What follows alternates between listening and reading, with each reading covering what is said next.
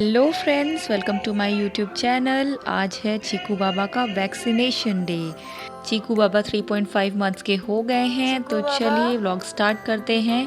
तो ये देखिए, चीकू बाबा ऑल सेट फॉर वैक्सीनेशन। चीकू बाबा को रेडी कर दिया गया है। अब झटपट मैं तैयार हो जाती हूँ और इनके डैडी तैयार हो जाते हैं और फिर निकलते हैं वैक्सीनेशन के लिए। ये देखिए, चीकू बाबा अपने डैडी के साथ जाते हुए। चीकू बाबा को कुछ पता नहीं है अभी इनके साथ क्या होने वाला है। बेचारा मासूम बच्चा, इसके साथ धोखा होने जा रहा है। बहुत शांति से जा रहा है चीकू बाबा। रास्ते में भी शांति से चीकू बाबा बैठे हुए हैं मम्मा के साथ। वैसे तो चीकू कार में सो जाता है, पर आज पता नहीं इसका मूड क्यों इतना अच्छा है। शांति से कोऑपरेट कर रहा है, इसको अच्छा लग रहा है। ये चारों तरफ देखते हुए जा रहा है। जब तक चीकू बाबा अपना एंजॉय कर रहे हैं, कुछ काम की बातें कर लिया जाए। तो वैक्सीनेशन बहुत ही इम्पॉर्टेंट होता है बेबी के लिए। जब बेबी का बर्थ होता है तब उसको 3 वैक्सीनेशंस दी जाती हैं, OPV 0, हेपेटाइटिस बी और BCG का। उसके बाद फिर 1.5 महीने पे दी जाती है, फिर 2.5 महीने पे और फिर 3.5 महीने पे। तो ध्यान रहे, बेबी का कोई भी वैक्सीनेशन मिस नहीं होना चाहिए। कैसे भी बिजी शेड्यूल से आपको टाइम निकालना है, क्योंकि बेबी आपकी फर्स्ट प्रायोरिटी होनी चाहिए। मैं एक वीडियो और लेके आऊँगी जिसमें कि आपको सारे वैक्सीन्स के बारे में डिटेल में बताऊँगी, कब कब कौन कौन सी वैक्सीन्स हमें लगवानी है बेबी को, कौन कौन सी वैक्सीन्स कंपलसरी होती हैं और कौन कौन सी ऑप्शनल होती हैं। तो भाई, चीकू बाबा अब थोड़ा नींद में आ रहे हैं। आई होप कि ये सो जाए ताकि इसको वैक्सीनेशन के टाइम कम पेन हो। फर्स्ट वैक्सीनेशन तो बहुत स्मूथली निकला था, क्योंकि चीकू बाबा सोते रहे और इनको पता ही नहीं चला कब इनको वैक्सीन लग भी गई। लेकिन हाँ, वैक्सीन के बाद जो पेन होता है, बच्चा और पेरेंट्स दोनों परेशान हो जाते हैं। बेबी को फीवर आने के कारण बहुत ज़्यादा इरिटेटेड फील करता है, पर घबराने की कोई बात नहीं है। आप डॉक्टर से पूछ के पैरासीटामोल की डोज आप दे सकते हैं। और हाँ, ये भी होता है कि वैक्सीनेशन के बाद फीवर आना ज़रूरी होता है। आई मीन ज़रूरी नहीं होता है, लेकिन हाँ, आ जाए तो अच्छा है। ऐसा कहते हैं कि आपको जो वैक्सीन लगी है वो एक्चुअल में काम करी। चलिए, तो हम लोग हॉस्पिटल पहुंच चुके हैं। चीकू से ज़्यादा तो मुझे डर लग रहा है। हाय, मेरा बच्चा कितना रोएगा। और वैक्सीनेशन के बाद 1-2 दिन तो बेचारा बहुत सुस्त हो जाता है, पर ठीक है, कोई बात नहीं। वैक्सीनेशन भी इम्पॉर्टेंट है। थोड़ा सुस्त होगा, कोई नहीं, 2 दिन बाद तो वो सही हो जाएगा। हाँ, फीड कम लेगा क्योंकि वो इरिटेटेड फील करेगा, तो आपको ज़बरदस्ती उसको फीड करवाना है। चलिए, तो हम लोग पहुँच चुके हैं। जल्दी से कार पार्क करते हैं और जाते हैं चीकू के वैक्सीनेशन के लिए। पहुँच चुके हैं हम लोग इम्यूनाइजेशन क्लिनिक में। तो चलिए, वैक्सीनेशन के लिए चीकू रेडी हैं। बेचारा मेरा बच्चा सो रहा है, अभी इसको नहीं पता इसके साथ क्या होगा। शिट शिट, बहुत तेज़ ये रोया, बेचारा नींद में था, इसको वैक्सीन लग गई।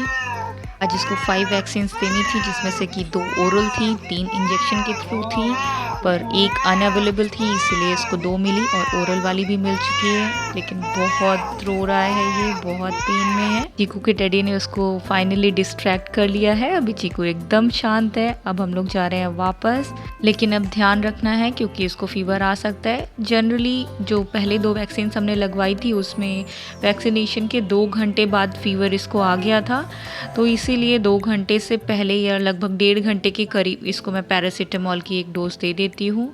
बेचारा मेरा बच्चा रास्ते में सो गया है। अब ये थोड़ा 1-2 दिन डल फील करेगा, बट इट्स ओके। इम्यूनाइजेशन भी बहुत इम्पॉर्टेंट होता है, ठीक है। अब ये उठ भी गया है। Finally Chiku is going back happily.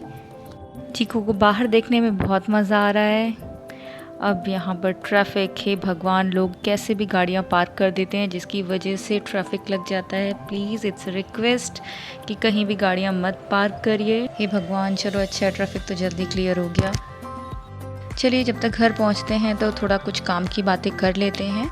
जैसे कि मैंने आपको बताया, डिटेलेशन के बारे में मैं अपने नेक्स्ट वीडियो में बताऊंगी, लेकिन एक ओवरव्यू दे देती हूँ। जब बच्चे का जन्म होता है तब इस टाइप का एक बुकलेट बन जाता है, mother and child protection card इसको कहते हैं। इसमें सारी डिटेल्स अच्छे से दी हुई हैं। प्री प्रेगनेंसी क्या केयर करना चाहिए, कौन कौन से टेस्ट्स होते हैं, पोस्ट प्रेगनेंसी क्या केयर होती है, मदर की, बेबी की, जैसे कि आप देख सकते हैं केयर ड्यूरिंग प्रेगनेंसी, इसमें सारी चीज़ें एकदम डिटेल में दी हुई हैं।